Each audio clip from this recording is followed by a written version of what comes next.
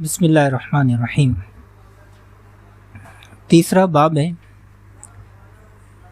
ما جاء مفتاح الصلاۃ الطہور، اس چیز کے بارے میں کہ نماز کی کنجی طہارت ہے، وضو ہے، پاکیزگی ہے۔ حضرت علی سے روایت ہے کہ نبی کریم صلی اللہ تعالی وسلم سے روایت کرتے ہیں مفتاح الصلاۃ الطہور، نماز کی کنجی طہارت ہے، وضو ہے، وتحریمها التکبیر، اور اس کی حرمت تکبیر ہے، وتحلیلها التسلیم، اور اس کا حلال کرنا سلام ہے۔ تین حصے ہیں، ایک تو یہ کہ جو نا وہ نماز کی کنجی، اور نماز کی تحریم، اور نماز کی تحلیل۔ نماز کی کنجی پاکیزگی ہے، طہارت ہے، وضو ہے۔ علماء نے فرمایا کہ نماز کی کنجی بیان کر دینا، چابی بیان کر دینا، گویا کہ نماز کے لیے ایک استعارہ بیان کیا گیا ہے۔ ایک مغلق خزانہ، بند خزانہ، پوشیدہ خزانہ ہو تو اس کو جس طرح کے تالے کے ذریعے کھولا جاتا ہے، اسی طرح نماز بھی ایک جو نا وہ بند خزانہ ہے۔ یہ خزانے کا دروازہ اور تالا اسی کے لیے کھل سکتا ہے کہ جس نے وضو کیا اور جو پاک ہو، تو پاکیزگی کے ذریعے ہی اس کے لیے جو نا نماز کا دروازہ کھل سکتا ہے۔ جب تک یہ طہارت اور پاکیزگی حاصل نہیں کرے گا، جب تک جو نا وہ نماز کا دروازہ اس کے لیے نہیں کھلے گا۔ اس سے شرط بھی ثابت ہوتی ہے طہارت، ایک تو پیچھے جو نا وہ حدیث بیان کر لی تھی، اسی سے جو نا وہ شرط بھی ثابت ہو سکتی ہے، اور نماز کی اہمیت اور اس کا جو نا وہ خزانہ ہونا، اس کی فضیلت بھی بیان ہو گئی کہ نماز کے لیے ایسی فضیلت والی عبادت ہے کہ جو نا وہ ہر کسی کے لیے یہ نماز کا ادا کرنا جائز نہیں ہے، ہر کوئی اس کو ادا نہیں کر سکتا جب تک کہ یہ بند تالے کو طہارت کی کنجی کے ساتھ کھول نہیں سکتا۔ ٹھیک ہے، یہ ایک انتہائی فصیح اور بلیغ استعارہ ہے، اور علماء حدیث نے کہا ہے کہ یہ اس طرح کی جو نا فصیح اور بلیغ کلام کرنا ہر کسی کے بس کی بات نہیں ہے۔ یہ جوامع الکلم نبی کریم صلی اللہ تعالی علیہ وسلم کا یہ ایک سمجھ لیں کہ خاصہ ہے کہ اس طرح کا جو نا وہ استعارہ وہ ارشاد فرمائے۔ ٹھیک ہے، تحریم و التکبیر، نماز کی تحریم جو ہے تکبیر ہے، تکبیر تحریم ہی مراد ہے۔ یہاں پر تحریم کیوں کہا؟ تحریم سے مراد ہے کہ غیر نمازی کے لیے کئی ساری چیزیں، کئی سارے افعال اور اعمال حلال ہوتے ہیں، لیکن نماز شروع کرتے ہی وہ سارے کے سارے اعمال اور افعال ان کے لیے حرام ہو جاتے ہیں۔ کھانا ہے، پینا ہے، چلنا ہے، بولنا ہے، وغیرہ وغیرہ، یہ سارے کے سارے اعمال نارمل حالت میں جائز ہیں، ان کے لیے جو نا وہ کوئی ممانعت نہیں ہے، لیکن جیسے ہی تکبیر تحریمہ کہتا ہے بندہ تو پھر یہ تمام کے تمام اعمال اور افعال حرام ہو جاتے ہیں۔ اس لیے کہا کہ مصلی کے لیے نماز تکبیر تحریمہ جو ہے وہ یہ تمام کے تمام افعال حرام کر دیتی ہے، تو اس اعتبار سے جو نا وہ تکبیر کو تحریمہ کہا کہ یہ اس کا حرام کرنے والا جو ہے وہ تکبیر تحریمہ ہے۔ تکبیر تحریمہ شرط ہے، فرض ہے، رکن ہے، کیا ہے؟ اس کے بارے میں اختلاف ہے۔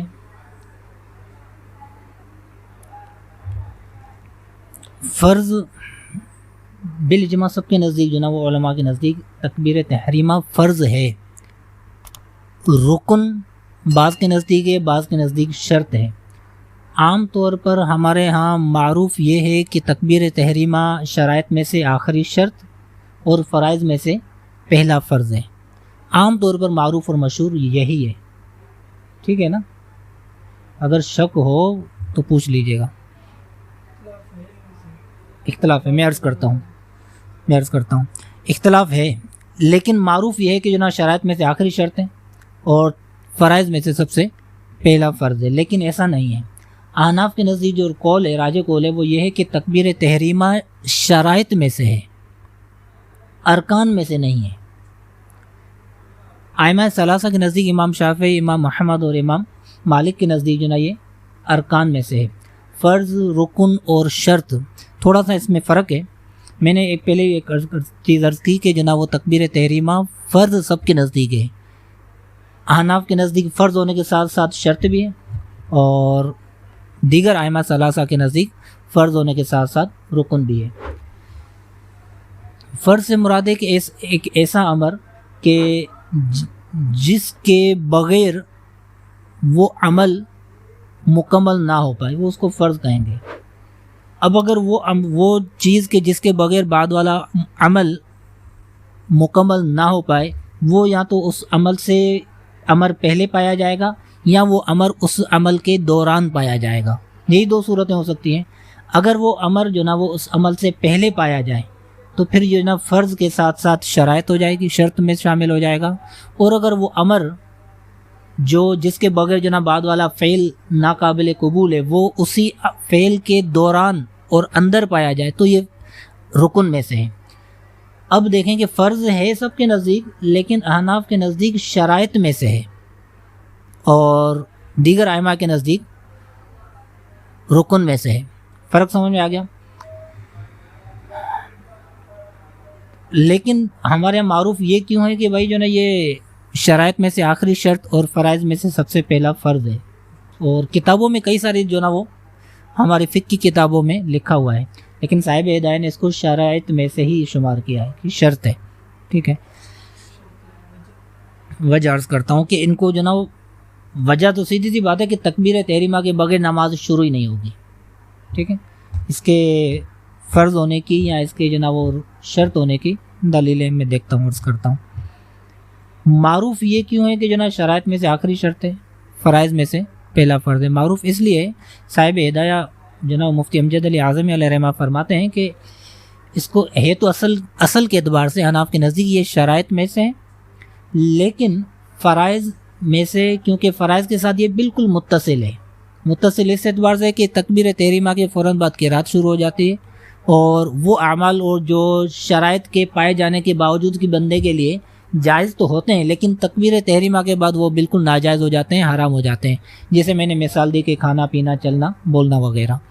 اب تکبیر تحریمہ کے بعد ان میں سے کوئی بھی عمل جائز نہیں ہے، کیونکہ اس کے فوراً بعد پھر جو نا وہ فرائض اور نماز کا درمیان شروع ہو جاتا ہے۔ تو اس کا مطلب یہ ہے تو شرط، لیکن اتنا جو نا وہ فرائض کے ساتھ متصل ہے، تو اس اتصال، شدید اتصال کی وجہ سے اس کو جو نا وہ فرائض میں سے بھی شمار کیا گیا ہے، ورنہ اصلی حقیقت کے طور پر احناف کے نزدیک یہ شرط ہی ہے۔ ٹھیک ہے، مطلب شرط قرار دیں یا رکن قرار دیں تو یہ تکبیر تحریمہ کیوں ہے شرط؟ قرآن پاک کی آیات آپ نے پہلے بھی جو نا وہ ذکر رسم ربی کا، ہاں یہ کہ جو نا وہ اپنے رب کے نام کو ذکر کر کے پھر نماز پڑھیں، اس آیت مبارکہ سے مراد تکبیر تحریمہ ہی ہے۔ ہاں، اپنے رب کا نام ذکر کریں اور پھر نماز پڑھیں۔ تو اس اعتبار سے جو نا یہ جو آیت مبارکہ ہے، اس میں جو بیان کیا گیا یہ گویا کہ اسی تکبیر تحریمہ کے لیے بیان کیا گیا، تو اس وجہ سے جو نا تکبیر تحریمہ فرض ہے، شرط ہے، اس کے بغیر نماز شروع نہیں ہوگی۔ لیکن اب یہاں پر کہا گیا کہ اللہ تعالیٰ کے نام کے ذکر کے ساتھ اپنے رب کا نام ذکر کریں اور نماز پڑھیں۔ اب نام کا ذکر کرنا کیا صرف اور صرف اللہ اکبر ہی اللہ تعالیٰ کے نام کی جو نا وہ ذکر کرنا ہے اور اسی سے نماز شروع ہوگی، دیگر الفاظ اور کلمات سے نماز شروع نہیں ہوگی؟ اب اس کے معنی میں کہ جو نا مفہوم میں وسعت آ جاتی ہے کہ ہر وہ لفظ، ہر وہ کلمہ کہ جو اللہ تعالیٰ کی تسبیح و تقدیس پر دلالت کرے، وہ سارے کے سارے کلمات جو ہیں وہ اللہ تعالیٰ کے ذکر پر دلالت کرتے ہیں، لہٰذا ان سے بھی نماز شروع ہو جائے گی، تکبیر تحریمہ ادا ہو جائے گی۔ ٹھیک ہے، یہ شرط ادا ہو جائے گی، یہ فرض ادا ہو جائے گا، یہ رکن ادا ہو جائے گا۔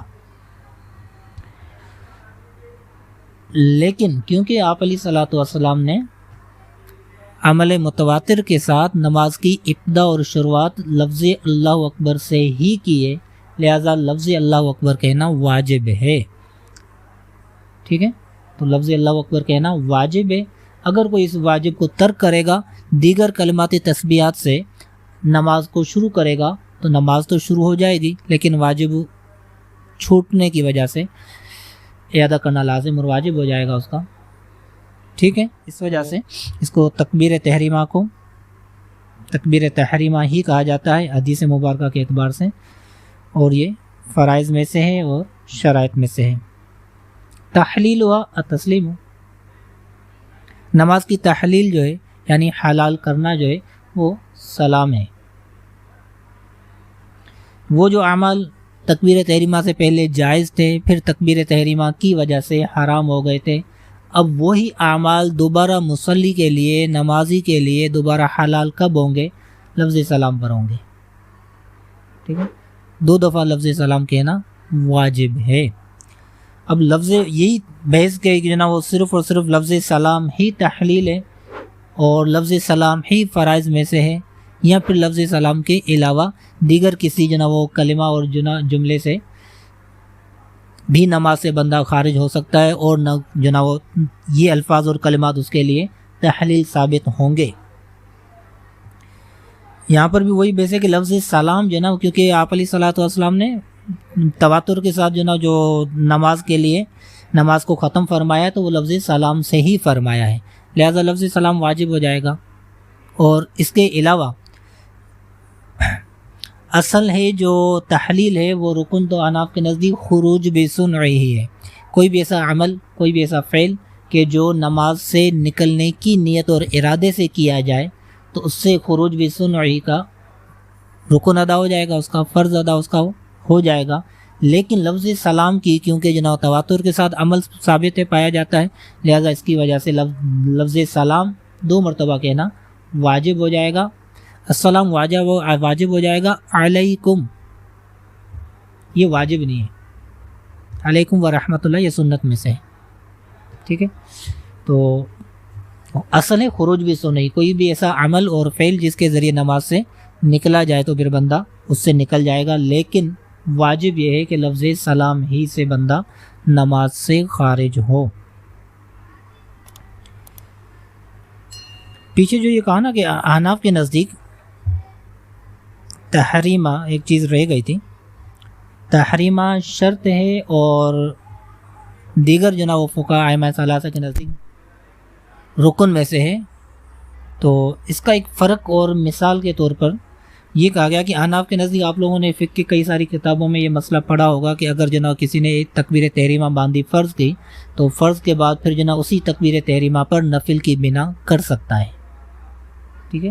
نفل کی بنا کر سکتا ہے، یہ شرط ہے تبھی بنا کر سکتا ہے، کیونکہ جناب یہ وہ عمل ہے کہ جو نماز سے پہلے پایا گیا تھا، نماز اس کے بعد شروع ہوئی۔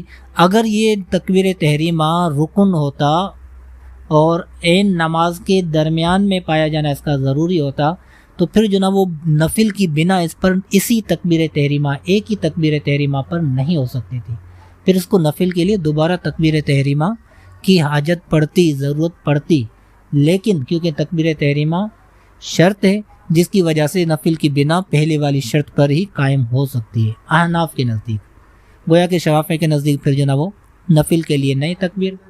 امام ترمذی کہتے ہیں کہ حاضر الحدیث اصح شیء فی ھذا الباب واحسن، یہ پیچھے گزر چکی ہے اس کی بحث کے جناب وہ یہ حدیث مبارکہ اس باب میں اصح اور احسن ہے، یعنی کہ نماز کی کنجی طہارت ہے، اس باب میں یہ جو حدیث ہے احسن اور اصح ہے۔ ایک راوی پیچھے گزرے ہیں عبداللہ بن محمد بن عقیل، اس کے بارے میں جناب وہ محدثین نے کلام کیا ہے، اسی وجہ سے امام ترمذی نے اپنا موقف بیان کیا کہ وہ صدوق ہیں، یعنی کہ قابل احتجاج ہیں، ان کی حدیث سے حجت پکڑی جا سکتی ہے، ان پر جناب وہ جرح و تعدیل جرح وغیرہ نہیں کی گئی۔ ہاں کہہ رہے ہیں کہ بعض لوگوں نے اہل علم نے ان کے حافظے کے اعتبار سے، عدالت کے اعتبار سے نہیں، ان کی عدالت کے اعتبار سے نہیں بلکہ ان کے حافظے کی وجہ سے ان پر کلام کیا ہے۔ اور امام ترمذی کہتے ہیں کہ میں نے محمد بن اسماعیل یعنی کہ امام بخاری علیہ رحمہ کو یہ سنا جناب کہتے ہوئے سنا ہے، وہ کہتے ہیں کہ جناب امام احمد بن حنبل، اسحاق بن ابراہیم اور حمیدی یہ سب جو حضرات ہیں عبداللہ بن محمد بن عقیل کی حدیث سے حجت پکڑتے ہیں، دلیل پکڑتے ہیں۔ ان سب کا عمل اور امام بخاری کا قول یہ اس بات کی دلیل ہے کہ جناب وہ یہ قابل حجت ہیں، ان کی حدیث سے حجت پکڑی جا سکتی ہے۔ بعض لوگوں نے جو نا وہ کچھ محدثین نے جنہوں نے کہا کہ ہم ان کے پاس حاضر ہوئے تو ان کو دیکھا کہ یہ اپنے آپ سے جو نا وہ بات کر رہے ہیں، تو اپنے آپ سے بات کرنے کی وجہ سے انہوں نے کہا کہ جن کا جو نا وہ حافظہ کمزور ہو چکا ہے اور ان کا ذہنی معاملہ جو نا وہ کمزور ہو چکا ہے، جس کی وجہ سے انہوں نے اس پر ان سے حدیث نہیں لی اور چھوڑ دیا۔ وہی بیان کر رہے ہیں کہ جو نا بعض اہل علم نے ان کے حافظے کے اعتبار سے ان پر کلام کیا ہے، لیکن جو نا وہ دیگر ان محدثین امام بخاری ہوں یا امام احمد بن حنبل ہو، اسحاق بن ابراہیم یا حمیدی حضرات جو ہیں، امام ترمذی خود جو ہے، یہ سب ان کو جو نا وہ عادل اور قابل احتجاج سمجھتے ہیں۔ یہ شخصیت ہیں حضرت مولا علی رضی اللہ تعالیٰ عنہ کے نواسے، حضرت زینب بنت علی رضی اللہ تعالیٰ عنہ کے بیٹے ہیں،